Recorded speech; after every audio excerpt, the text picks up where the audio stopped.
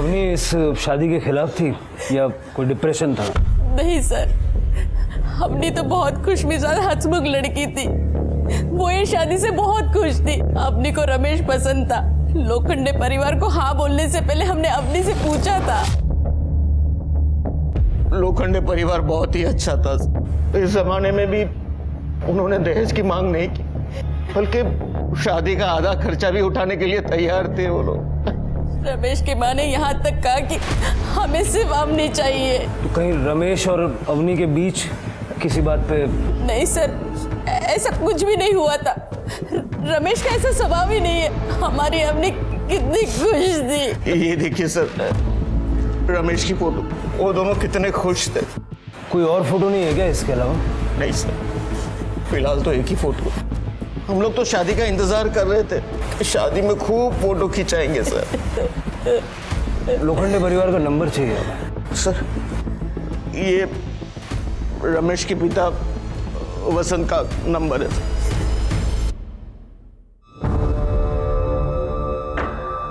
कोई भी माँ बाप अपने बच्चों के लिए कभी बुरा नहीं बोलते, लेकिन कभी कभी माँ बाप को ही नहीं पता होता कि उनके बच्चों की जिंदगी में चल क्या रहा है। अवनी का सीडीआर निकालो और उसका पूरा बैकग्राउंड चेक करो। अगर हम उस रात को नहीं मिले होते ना, उस शादी में जहां हम दोनों बिन बुलाए बाराती थे, मुझे कभी पता ही नहीं चलता कि तुम भी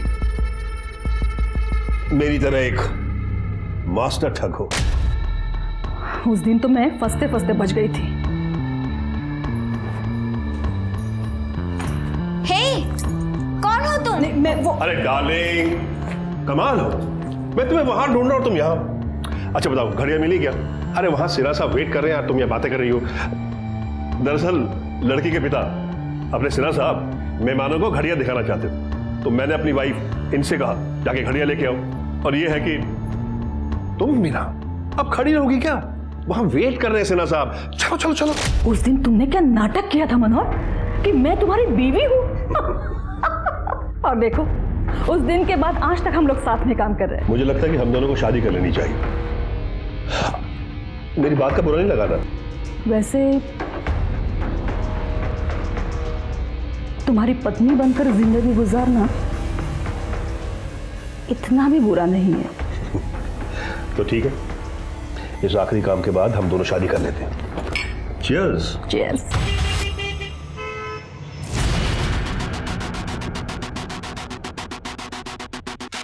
सर, अवनी यादव है, कॉलेज पास आउट, हंसमुख और बहुत ही हैप्पी गो लकी लड़की थी। स्कूल के टाइम से ही उसकी लड़कों के साथ दोस्ती थी, लेकिन कोई बॉयफ्रेंड नहीं था।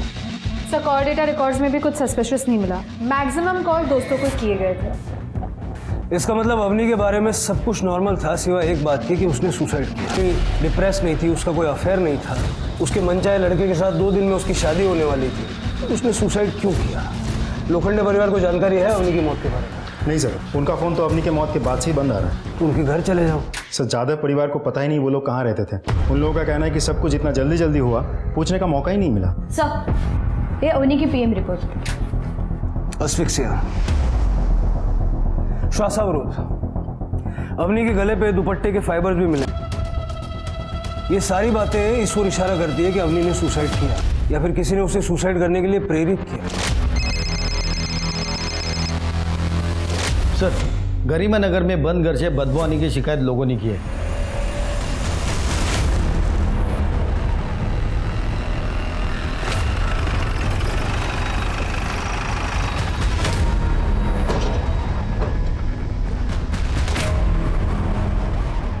मैं मकान मालिक मोरिया आठवले। कुछ दिन पहले मैंने ही ये घर बेचारे फैमिली के 4 सदस्यों को भाड़े पे दिया था।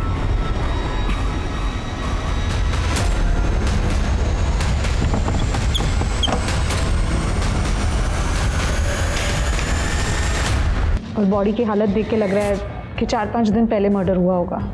कोई आईडी वगैरह मिला? नो सर, बट सर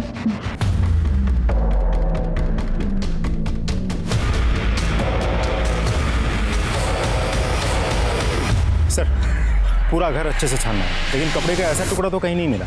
और घर की हालत देख के लगता नहीं घर में मार।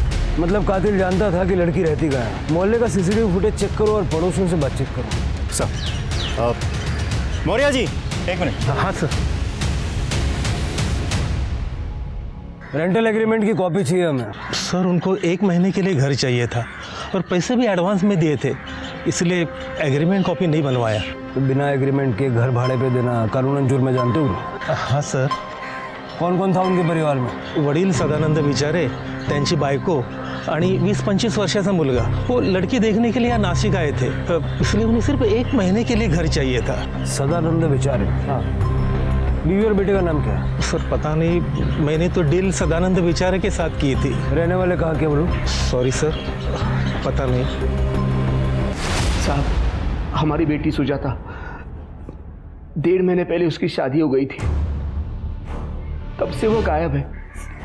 लड़के के घर वालों को भी कोई पता नहीं मिल रहा है, वो भी सब गायब है साहब। गायब है? हमारे बेटी के लिए अच्छे घर से रिश्ता आया था, इसीलिए हमने पाटिल परिवार को हमारे घर पर बुलाया था। ये मेरे बाबा मनोहर पाटिल। नमस्कार। नमस्कार। और ये मेरी आई नंदिनी पाटिल। नमस्कार। और ये मेरी प्यारी छोटी बहन राखी। हेलो। लीला जी, ये मेरी धर्मपत्नी लीला है और ये है मेरी बेटी सुजाता। बहन जी आप भी बैठिए ना। हाँ। हाय भाभी। कितनी प्रिटी है ना। सॉरी सॉरी सॉरी, पहले आप दोनों एक दूसरे को तो हाँ बोल दो। वैसे एक बात बोलूं, भैया का तो पता नहीं पर मेरी तरफ से हाँ है। जी मैं दुबई में जॉब करता हूँ और हम सब वहीं सेटल्ड हैं। अच्छा। लेकिन मुझे शादी इंडियन लड़की से ही करनी है, इसलिए हम सब इंडिया आए। अरे बेटी आओ ना यहाँ, आ जाओ।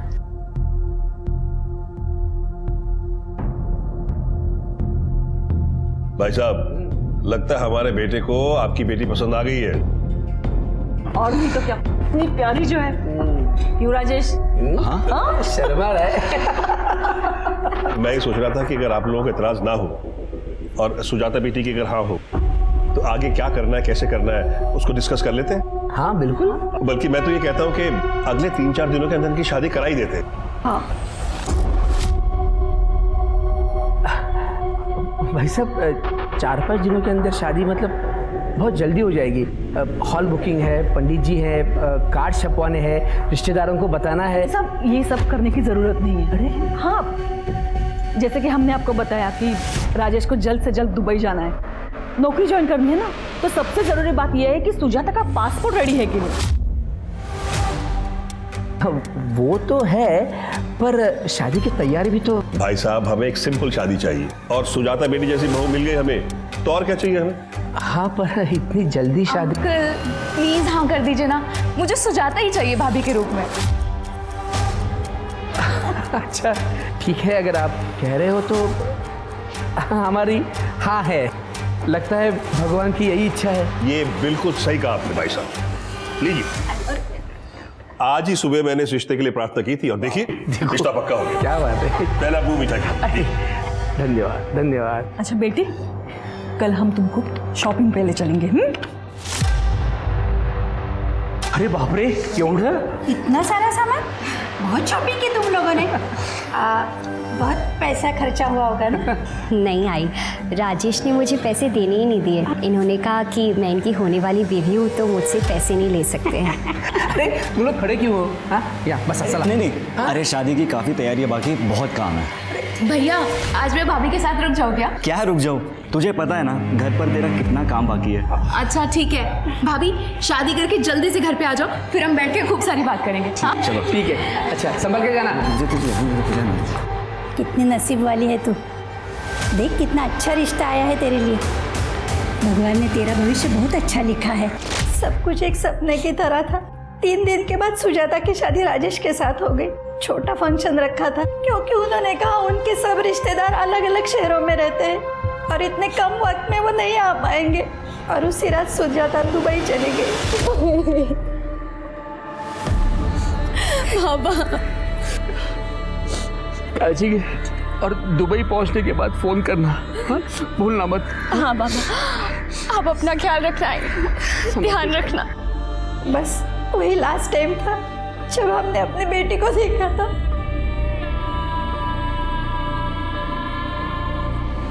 उसके बाद से उसका फोन स्विच ऑफ आ रहा है। हमने राजेश के परिवार को भी ट्राई किया लेकिन सबके फोन बंद है।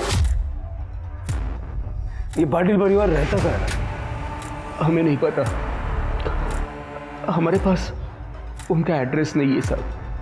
आपने बच्ची की शादी तय करने से पहले उनका घर नहीं देखा? साहब ये सब कुछ इतना जल्दबाजी में हो गया कि, और वैसे भी शादी के बाद तो सुजाता दुबई में रहने वाली थी, तो शादी के फंक्शन की फोटोग्राफ्स तो होंगी। हाँ साहब,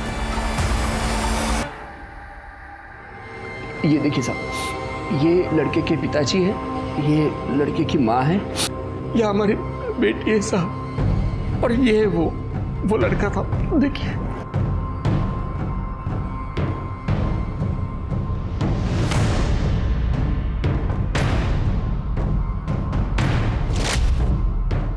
इसमें चेहरा साफ नजर नहीं आ रहा है। आपके पास दूसरी फोटो नहीं है? नहीं साहब, हमारे पास बस इतनी फोटोग्राफ्स है।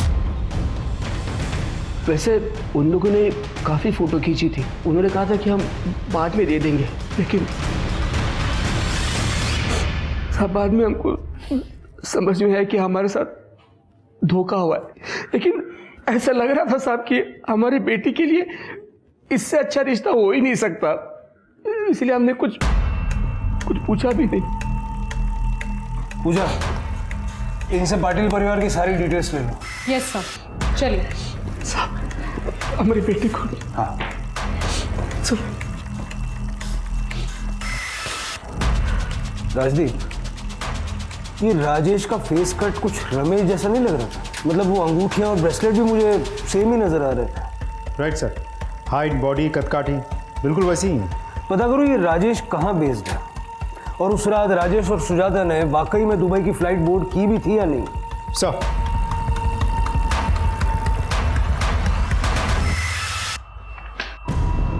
सर, विचारे परिवार की बेटी की पोस्टमार्टम रिपोर्ट के मुताबिक गला दबा के उसकी हत्या की गई थी। 3 जून की दोपहर 2 से 4 के बीच का है। एक और बात सर, उसकी बॉडी और कपड़ों में ड्राइड सीमेंट मिले हैं। 19-20 साल की किसी लड़की की मिसिंग कंप्लेंट से डिस्क्रिप्शन मैच हुआ? नहीं सर, अभी तक तो नहीं। हमने आसपास के सभी डिस्ट्रिक्ट के थानों में पूछताछ कर लिया। लगता है परिवार ही उसे मार के भाग गया है, लेकिन फिर सवाल यह है कि रेप किसने किया? हमने पाटिल फैमिली के सिम कार्ड चेक किए। मनोहर और नंदिनी दोनों शिरीष कुलकर्णी के नाम का नंबर यूज कर रहे थे। जांच में हमें पता चला ये आइडेंटिटी थेफ्ट का केस है। और सर, जो नंबर राजेश पाटिल यूज कर रहा था वो सुभाष यादव के नाम पे लिया गया था, जिसमें नकली आधार कार्ड और एड्रेस सबमिट किया था। मतलब सुभाष यादव है ही नहीं? Right sir. Sir, Avani Yadav के केस में उसके घर वालों ने बताया था कि रमेश दुबई में सेटल था, और सुजाता के केस में राजेश पाटिल दुबई में सेटल था। चक्कर क्या है? ये दोनों एक ही आदमी है या पूरा परिवार मिलकर कोई गेम खेल रहा है? सर, मुंबई पुलिस ने ये फैक्स भेजा है। मुंबई पुलिस के अनुसार उस रात सिर्फ सुजाता ने दुबई की फ्लाइट बोर्ड की थी, और राजेश पाटिल की सीट बाद में किसी सलमान शरीफ को असाइन कर दी गई। मतलब राजेश ने किसी और नाम से ट्रैवल किया था, लेकिन क्यों? सर, राजेश और सुजाता की शादी होती है। शादी के बाद राजेश सुजाता को दुबई लेके जाने वाला था अपने घर में, तो फिर सुजाता ने अकेले क्यों ट्रैवल किया?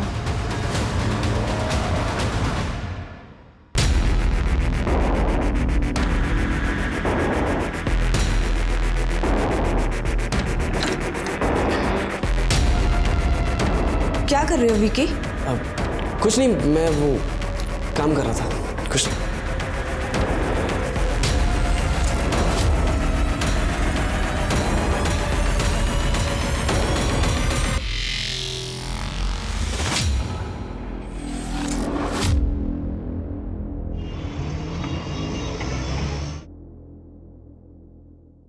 सर, ये उमाकांत देशपांडे है। इनकी बेटी निधि शादी के बाद से ही मिसिंग है। बैठिए। सर, कुछ साल पहले बीमारी के चलते मेरी बीवी का देहांत हो गया। उसके बाद से आज तक मैंने मेरी बेटी निधि को अकेले पाला। फिर उसकी शादी की उम्र हो गई तो मैंने मैट्रिमोनियल साइट पर उसके कुछ डिटेल डाल दिए थे, और कुछ 3 महीने बाद हमें एक अच्छा सा रिश्ता आया। आदित्य गडकरी, जो दुबई में काम करता है। दुबई में? और ये आदित्य अपने माँ बाप और छोटी बहन के साथ आपसे मिलने आपके घर आया होगा? इंस्पेक्टर साहब, ये आपको कैसे पता? आदित्य के पेरेंट्स तो बड़े अच्छे और समझदार इंसान हैं। उनको सिर्फ शादी की जल्दी थी, क्योंकि आदित्य को दुबई जाकर जॉब ज्वाइन करनी थी। तो उन्होंने सिर्फ निधि का पासपोर्ट तैयार है या नहीं इतना ही पूछा। दहेज भी नहीं मांगा होगा उन्होंने। ये कहा होगा कि कम से कम लोगों के दरमियान वो शादी करवाना चाहते हैं। इंस्पेक्टर साहब, इसका मतलब ये ऐसा दूसरे लोगों के साथ भी हुआ है?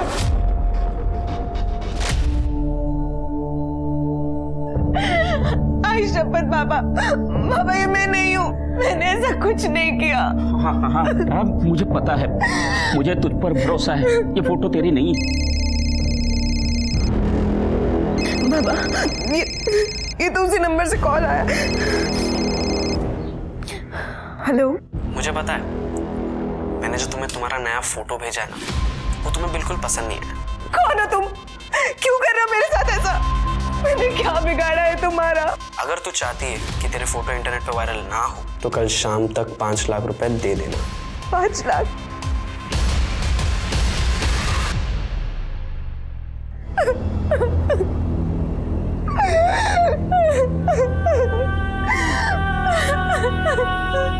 इंस्पेक्टर साहब, मैंने अपनी सारी सेविंग्स इकट्ठा करके पैसे जमा किए, लेकिन दूसरे दिन अचानक आदित्य और उसके पिताजी घर आ गए। ये क्या है? ये फोटो मुझे आज सुबह को मिला है। देखो, मैं ऐसी लड़की से शादी नहीं कर सकता जिसका कैरेक्टर ऐसा हो। नहीं, ये फोटो इसकी नहीं है। इसे कोई फंसा रहा है। आप ध्यान से देखिए, ये फोटो इसकी नहीं है। आए तो बेटा, मुझे भी लगता है कि फोटो नकली है। निधि की इसमें कोई गलती नहीं है, वाकई उसे कोई फंसा रहा है। चलो बाबा, मान लिया आपकी बात, लेकिन अगर ये फोटो किसी ने वायरल कर दिया तो सोचो कि हमारी रेपुटेशन का क्या होगा। उन्होंने 5 लाख रुपए मांगे, मैंने सब पैसे इकट्ठा कर लिए। अब शाम को निधि जाके उनको पैसा दे देगी, उसके बाद वो फोटो वायरल नहीं करेंगे, ऐसा कहा है उन्होंने। इस बात की कोई गारंटी है? अरे तो बेटा, ये ब्लैकमेलर्स अपनी बात के बहुत पक्के होते हैं। एक बार पैसा पहुंचा दिया ना, उसके बाद कुछ नहीं करते। भरोसा है ना मुझ पर? मैं करता हूं ना। रुको बाबू, आप नहीं 5 लाख रुपए दे दीजिए। मैं आपको वचन दे रहा हूं, आदित्य निधि से ही शादी करेगा। आप फिक्र मत कीजिए। ठीक है बाबा, जैसा बाबा चाहते हैं वैसा ही होगा। मैं निधि से शादी करूंगा। मैं जिंदगी भर आपका एहसान। अरे बाबा, अरे उठिए बाबा। अरे ये आप क्या कर रहे हैं? आप भी तो मेरे बाबा जैसे ही है ना। और क्या मैं अपने परिवार के लिए इतना नहीं कर सकता? लेकिन बाबा, ब्लैकमेलर को पैसे देने मैं जाऊंगा। मैं वहां निधि को अकेले भेजने का रिस्क नहीं ले सकता। आदित्य ने ब्लैकमेलर को पैसे दे दी और उसके बाद उनका कोई भी फोन नहीं आया। और फिर आदित्य और निधि की शादी हो गई और वो दुबई चले गए। आपके पास शादी के फोटोग्राफ्स हैं? हाँ, एक आध फोटो है। ज्यादा फोटो गडकरी फैमिली ने खींची होगी। आपसे कहा होगा कि बाद में भिजवा देंगे, लेकिन भिजवा ही नहीं। हाँ, ऐसा ही कहा उन्होंने। मैं बताता हूँ।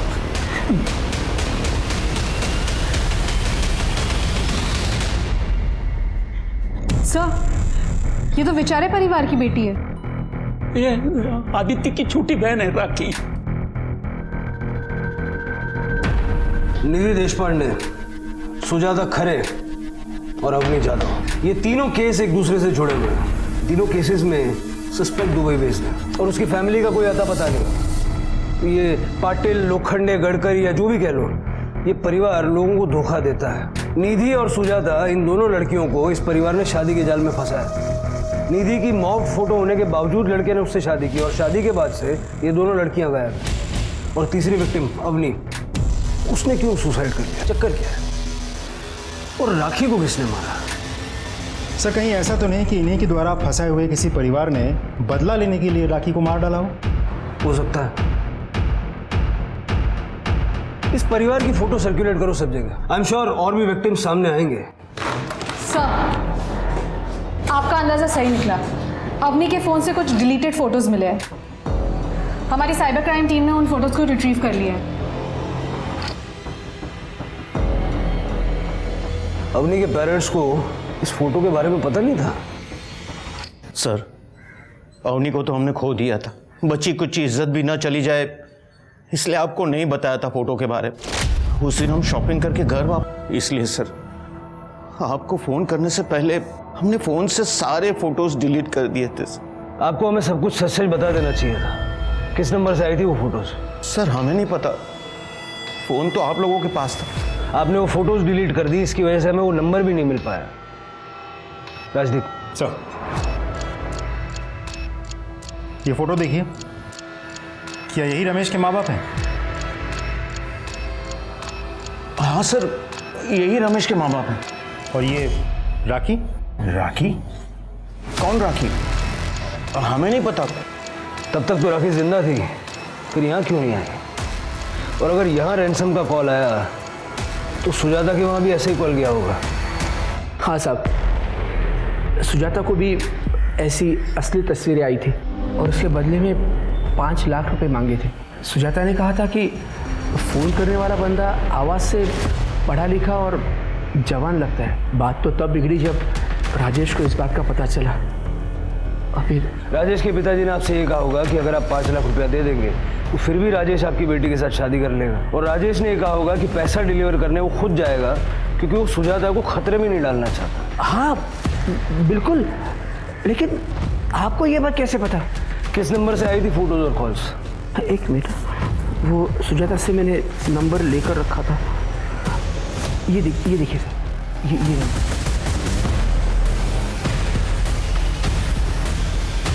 ये ठग परिवार लड़कियों को शादी के जाल में फंसाता है और उन्हें सुनहरे भविष्य के सपने दिखाता है।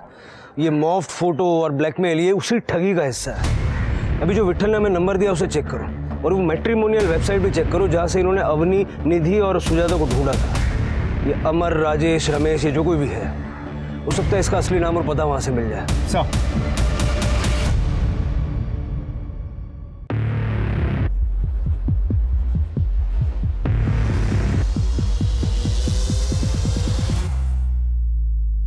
लेकिन गणेश रुकना क्यों है? बाबा, अवनी ने सुसाइड किया है और अब पुलिस हमारे पीछे पड़ी है। पता है ना आप लोगों को कि हमारी फोटोज न्यूज़पेपर में छपी है। उन्हें पता है कि हम सब साथ हैं और हम क्या काम करते हैं। कुछ करना होगा वरना हमारी गर्दन पुलिस के हाथों में होगी। बात तो तुम सही कह रहे हो, खतरा तो है, पर सवाल यह है कि और क्या काम कर सकते हैं हम सबको अपने लिए कुछ सोचना पड़ेगा। चलो ठीक है, एक आखिरी काम और उसके बाद सब बंद कर देंगे। वैसे भी रश्मि मेरे लिए काफ़ी समय से रुकी है। बस ये आखिरी काम करने के बाद मैं अपना 50% शेयर लेके रश्मि के साथ हमेशा के लिए दुबई शिफ्ट हो जाऊंगा। आप और बाबा अपना 50-50 देख लेना, फिर चाहे जो भी हो कर लेना। ओए बाबा वाले, मेरा नाम इनके साथ मत जोड़ना। ना मैं इनकी बीवी हूँ ना तुम्हारी माँ, समझे? अरे मेरे कहने का मतलब वो नहीं था। तो क्या मतलब था? मैं आखिरी बार कहती हूँ, ये आखिरी काम का भी 50-50 होना चाहिए। एक हिस्सा तेरा और तेरे बाप का और दूसरा हिस्सा मेरा और मेरी बेटी का। क्या हुआ अगर वो इस दुनिया में नहीं है, लेकिन उसे उसका हिस्सा मिलना ही चाहिए। बेचारी मेरी बेटी, मैं तो उसका अंतिम संस्कार भी नहीं कर पाई थी और तुम उसे भूल गए। वो तो तुम्हें सगा भाई मानती थी ना। तो ठीक है, एक आखिरी काम और हमेशा की तरह 50-50 होगा। एक हिस्सा मनोहर काले और गणेश काले का और एक हिस्सा नंदिनी सोहाने और आपकी बेटी राखी का।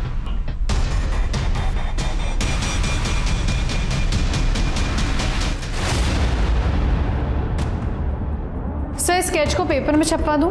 नहीं पूजा, भी नहीं, ये सतर्क हो जाएगा। सारे मैट्रिमोनियल वेबसाइट्स पे इस चेहरे को ढूंढो, देखो इसने किसी लड़की की प्रोफाइल पे इंटरेस्ट जाहिर किया है क्या, इससे पहले कि ये अपने अगली विक्टिम तक पहुंचे। हमें हर हाल में इसे रोकना है। Yes sir. हाँ, आप चिंता मत कीजिए, इसी हफ्ते काम हो जाएगा। Okay, thank you. दुबई के खरीदारों ने लड़की फाइनल कर ली है। ये है सोनल पेंट से, इगतपुरी के नारायण नगर में रहती है और ये है हमारा आखिरी काम।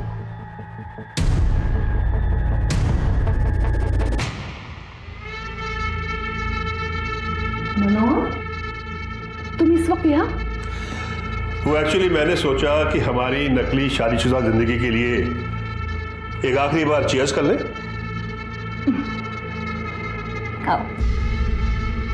पता है नंदिनी,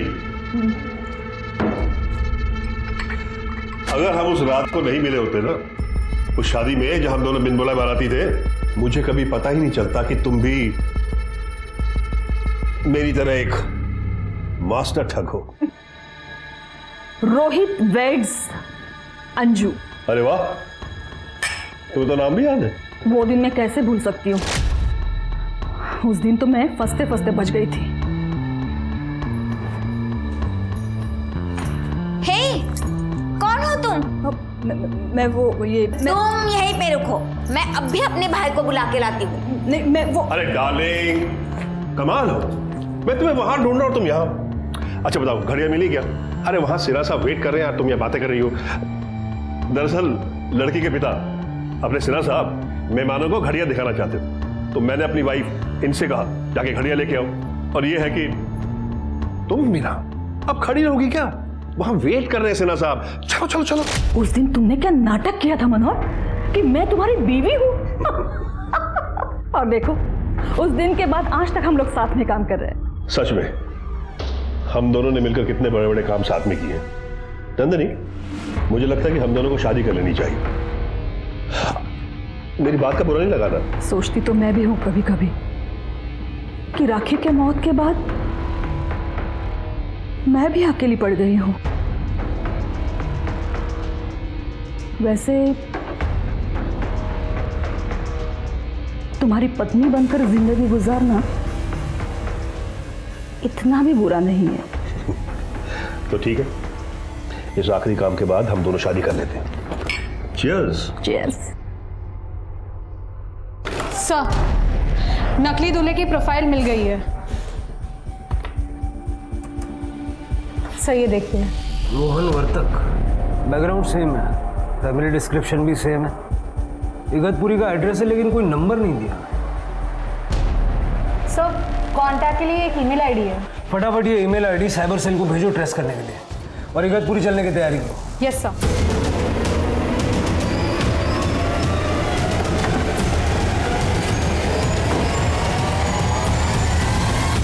भाग गए यहां से भी। मकान मालिक को बुलाओ, ताला खुलो। सर।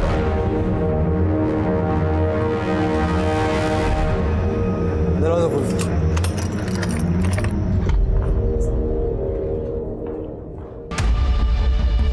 पूरा घर अच्छे से चेक करो। सब।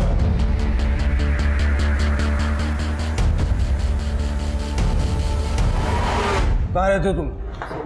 यही पास में रहता हूँ। ये लोग रहते थे यहाँ? यही किराएदार थे। इन्हें सिर्फ 1 महीने के लिए किराए पर मकान चाहिए था और उन्होंने किराया भी एडवांस में दिया था। अभी तो सिर्फ 10 दिन ही हुए हैं और आज सवेरे अचानक उनका फोन आया और कहा कि हम मकान खाली कर रहे हैं और चाबी पड़ोसियों के पास दे देंगे।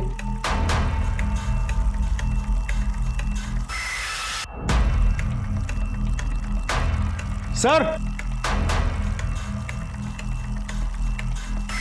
ये देखिए। फॉरेंसिक में भेज दो इसे। सर, ये देखिए, नंदिनी की साड़ियाँ मिली हैं। जब ये लोग सारी चीजें अपने साथ ले गए तो नंदिनी के कपड़े क्यों पीछे छोड़ गए? जल्दबाजी में छूट गए होंगे या कोई और रीजन होगा। मकान मालिक से मनोहर का नंबर लो जिसे उसने सुबह कॉल किया था। मुझे इन लोगों की लोकेशन चाहिए। सर, मनोहर ने जिस नंबर से फोन किया था वो स्विच ऑफ आ रहा है। उसकी लास्ट लोकेशन उसकी इगतपुरी घर की थी। सर, जो सिम कार्ड सुभाष यादव के नाम पे खरीदा गया था वो अचानक से ऑन हुआ है। इस समय हम उसे ट्रैक कर रहे हैं। गुड। राजदीप, उसका लोकेशन ट्रैक करके उसका पीछा करो, यही मौका है उसको पकड़ने का। Right sir. दीपाली जी, मैंने आपको पहले भी कहा है कि हम दहेज में विश्वास नहीं रखते हैं। भगवान का दिया हुआ सब कुछ है हमारे पास। तो एक्चुअली क्या है कि रोहन को दुबई में जल्दी ही जॉब ज्वाइन करनी है, इसलिए हम चाहते हैं कि इनकी शादी जल्द से जल्द हो जाए। हाँ, तो अच्छे काम में देरी कैसी? आप कहे तो अभी आ जाए। ठीक है। लोकेशन तो यही दिखा रहा है।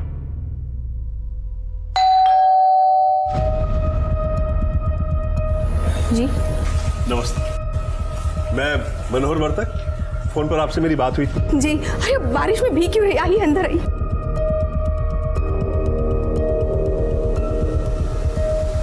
ये है मेरा बेटा रोहन वर्तक, इसी के रिश्ते की बात मैंने आपसे की थी। जी नमस्ते। ये मेरी बहन रश्मि। नमस्ते। अब बेटा आपकी मम्मी नहीं आई? कि वो दरअसल इनकी माँ और मेरी बीवी नंदिनी बीमारी की वजह से बहुत साल पहले गुजर गई। I am so sorry. मैं अभी आपके लिए चाय नाश्ते का बंदोबस्त करती हूँ। चाय नाश्ता रहने दीजिए, फिर कभी कर लेंगे। आप अपनी बेटी को बुला दीजिए। जी ठीक है। सोनल आओ बेटा। ये मेरी बेटी सोनल, ये है रोहन और ये उनकी बहन रश्मि। बेटा जाओ तुम रोहन को अपना कमरा दिखाओ और दोनों बातें भी कर लो। बेटा शर्माओ नहीं, जाओ जाओ बेटा। चलिए। आज अगर नंदिनी जिंदा होती ये देखकर कितना खुश होती। मैंने सारी डिटेल्स दी हैं। ओके। बड़े साहब, मुझे बड़े साहब से मिलना। नंदिनी, मुझे बड़े साहब से मिलना है, मुझे बात करनी है उनसे।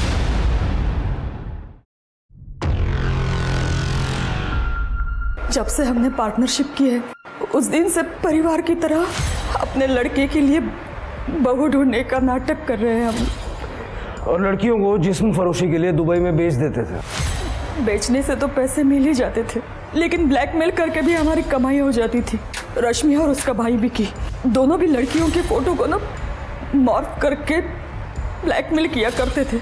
लेकिन अवनी की मौत के बाद और मेरी बेटी राखी के मौत के बाद हमने ये सब बंद कर दिया था। राखी को किसने मारा? मुझे नहीं पता। राखी उस दिन घर पे अकेली थी। हम लोग घर आके देखते तो वो हम लोगों ने डिसाइड किया आखिरी एक काम करते, जो भी पैसा मिलेगा वो लेके हम लोग अपने अपने रास्ते निकल जाएंगे। हमने एक लड़की भी फाइनल की थी, पर उसी दिन उसकी बात सुनी मैंने। विकी का धंधा चौपट हो चुके, हमें उसे पैसे देने ही पड़ेंगे। हम तो दुबई चले जाएंगे, लेकिन वो अपना गुजारा कैसे करेगा? तो हम कर क्या सकते हैं? तो नंदिनी को 50% देने की क्या जरूरत है? 50% तुम अपना रखो और 50% बाबा को दो। विकी को पैसे दे देंगे तो वो अपना गुजारा करता रहेगा ना। नंदिनी बिना पैसों के काम करेगी नहीं, और पेंशन से मिलने के समय हमें उसकी जरूरत पड़ेगी। उसकी क्या जरूरत है? मैं आपकी बेटी बनकर वहां आपके साथ चल सकती हूँ। इससे भी तो हमारा परिवार कंप्लीट होता है ना। रश्मि ठीक कह रही है बाबा, और वैसे भी फालतू में पैसों का बंटवारा करना ही क्यों है। लेकिन इस हिसाब से तो आपको काफ़ी अच्छा हिस्सा मिलेगा, और वैसे भी ये हमारा आखिरी काम है। ठीक है, ये तो मेरे पे छोड़ दो। मुझे लगता है कि हम दोनों को शादी कर लेनी चाहिए। मुझे तो पहले से पता था कि वो मुझे अपने रास्ते से हटाना चाहता है, और जैसा कि मुझे शक था उसने मेरी ड्रिंक में नशे की दवाई मिलाई थी। मैंने वो पी नहीं, और उसे ऐसा दिखा है कि उस दवाई का असर मुझ पर हो रहा है। और फिर नंदिनी, नंदिनी,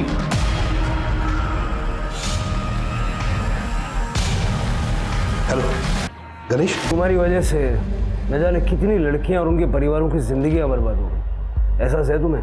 अवनी ने तो तुम लोगों की वजह से सुसाइड कर लिया। तुम्हें इंसाफ चाहिए। मैं मानती हूँ मैंने बहुत गलतियां की है, और उसकी सजा भगवान ने मुझे दे भी दी है। मेरी बेटी राखी को मुझसे छीन के उसका तो अंतिम संस्कार तक नहीं कर पाई साहब मैं। लेकिन साहब वो मनोहर और वो गणेश, वो दोनों भी उस सजा के हकदार है साहब। इस वक्त वो दोनों का है, बता सकते हो? सोनल पेंट से 24/130 नारायण नगर। इनको भी लेके चलना साथ में। नारायण नगर 24/130। बाप बेटे दोनों वहां पहुंच रहे। फटाफट निकलो, मैं भी निकलूं।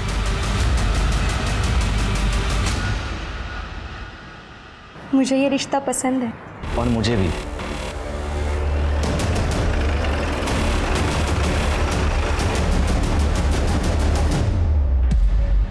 भगवान तेरा लाख लाख शुक्र है।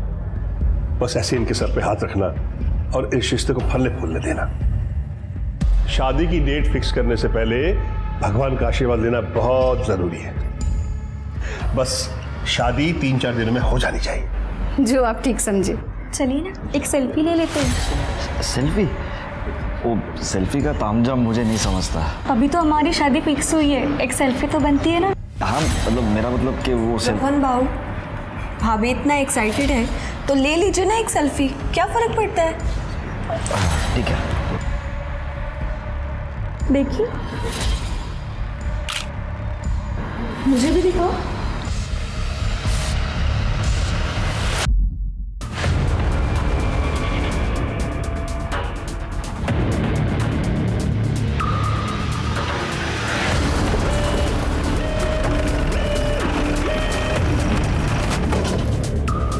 सर अगर ये बाहर है तो अंदर कौन है फिर? लंबी कहानी है राजदीप। अभी फिलहाल जो अंदर हैं उनको सरप्राइज देते हैं। मैंने खाना ऑर्डर किया था, शायद वो आ गया है। जी? अरे आप ऐसे घर में किसी, कौन है आप? मैं इस ढोंगी की नकली माँ हूं।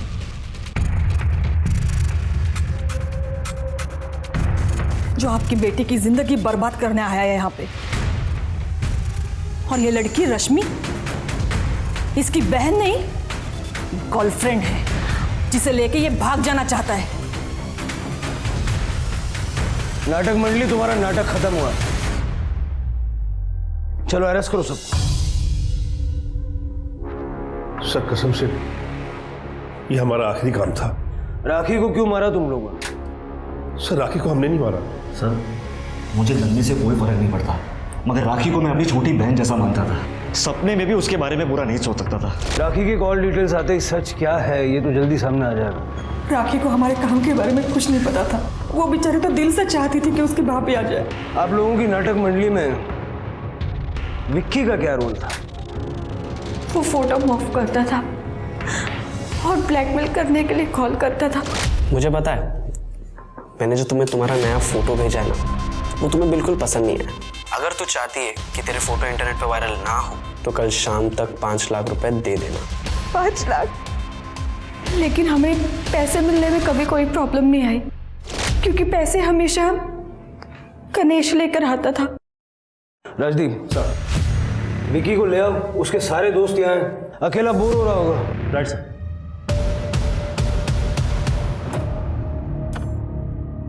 क्या फायदा ये हुनर का, अब मैं ये काम अकेले भी नहीं कर सकता।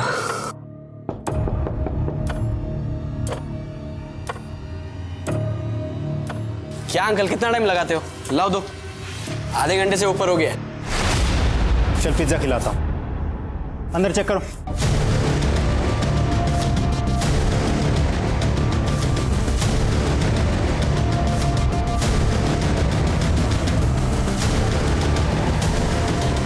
सर ये देखिए कपड़ा, ये टुकड़ा जो राखी ने उस दिन पहना था जब तूने उसको और मर्डर किया। राखी की लास्ट लोकेशन भी तेरे घर की है। अब मुंह खोलेगा या डंडा डाल के बोलो। सर मैं बताता हूँ। सर मुझे हर काम के 2 लाख रुपए मिलते थे। पिछले 6 महीने में मैंने 12 लाख रुपए कमा लिए थे। फिर एक दिन रश्मि और गणेश ने कहा कि ये काम बंद करना पड़ेगा। मुझे बहुत गुस्सा आया सर। इस बात पे मेरी गणेश से लड़ाई भी हुई थी सर। उसने कहा कि तू अब अपना देख ले।